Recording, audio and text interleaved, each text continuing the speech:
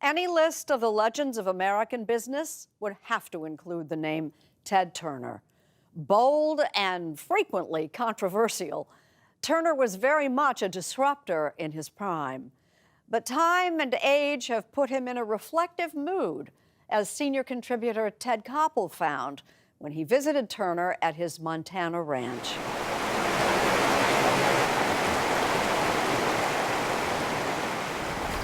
You ever ride your whole property here? No, but I've ridden quite a bit of it.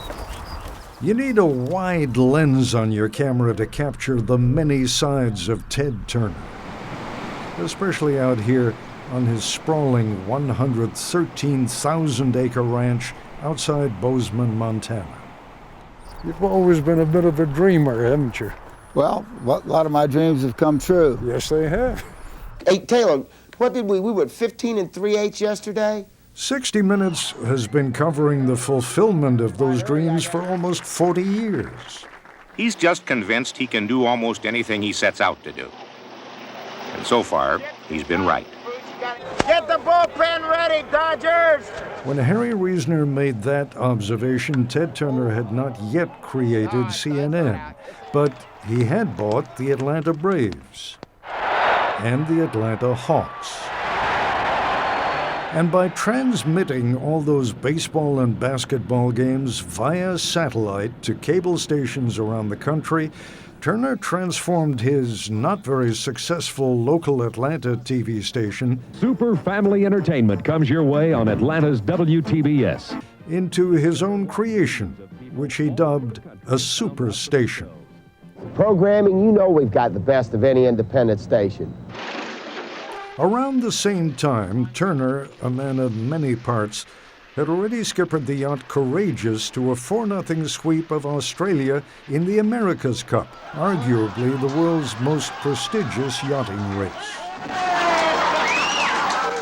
I'm a lot of different people. If you don't know that by now, I'm a multifaceted person. I've got a lot of different personalities. I don't believe You ought to see me at midnight on the full moon.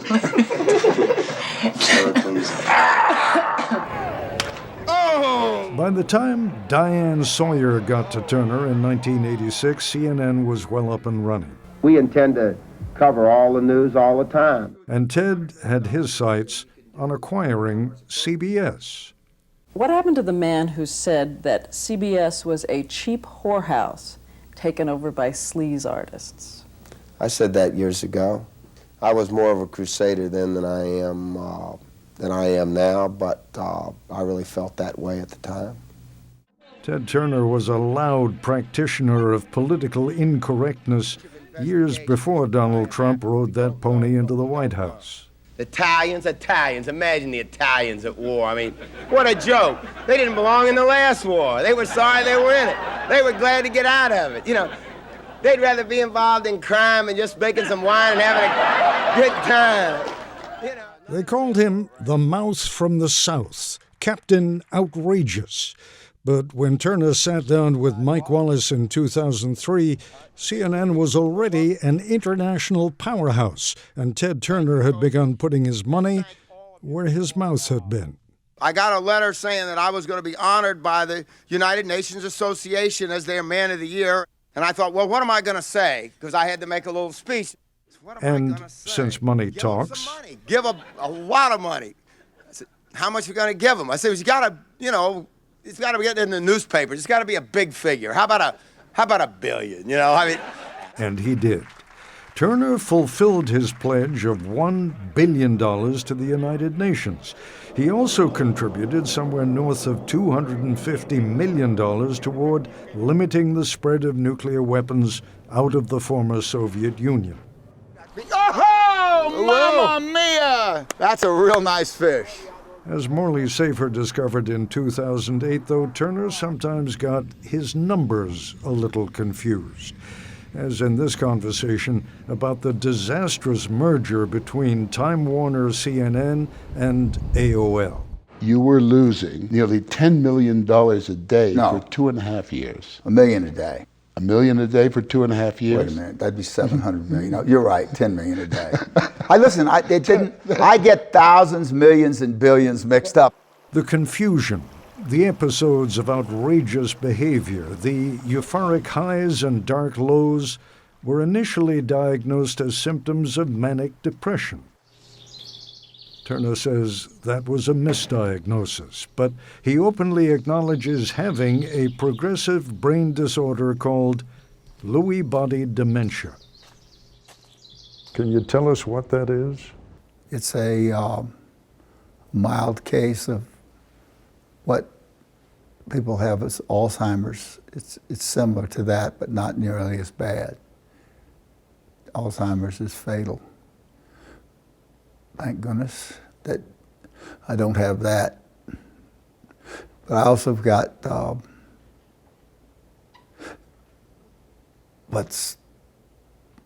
I can't remember the name of it.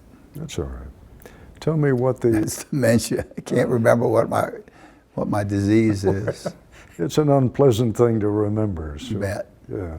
So just tell me what the symptoms are. I mean, one of the symptoms we're seeing right now. You can't remember what it was you wanted to tell me, but frankly, Ted, at our age, you know, not being able to remember things is pretty common. Is pretty common. I know that. But it's more extreme with you?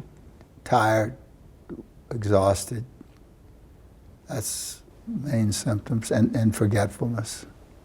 Lift 6, down and hold. Ted Turner begins most mornings these days with some yoga.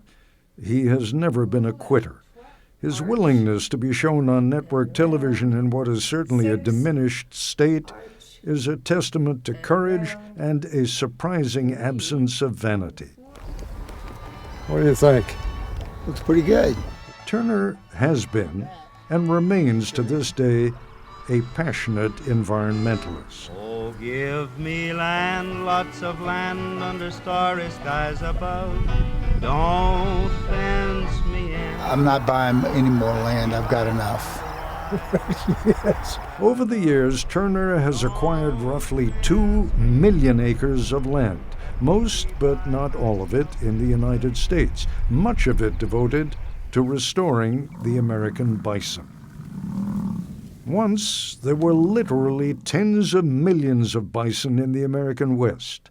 By the early 1900s, they'd been slaughtered almost to the point of extinction. Only a few hundred left. So how many bison do we have now in the United States, roughly? I think it's about 300,000. Really? And there's 200,000 in Canada. So there's about 500,000. So you saved the bison race. Well, I don't know. We did it together. Turner has a national chain of 45 restaurants under the name Ted's Montana Grill. They serve bison. If we make money raising bison, and we make more money raising bison than we do raising cattle on the same amount of acreage, then the bison will be protected. Turner has more than 50,000 bison grazing on his various ranches. Oh! Early one evening, we drove to a remote section of the ranch in the hope of seeing, or at least hearing, some wolves. Hit or miss. It's hit or miss. It's a patient man's game. Right now, we're a couple of old geezers looking into the sun. We can't see a damn thing. We were just killing time, chewing the fat. I wondered if Turner had ever considered politics. What about you? Were you ever tempted to get into the ring? Not really. A little bit.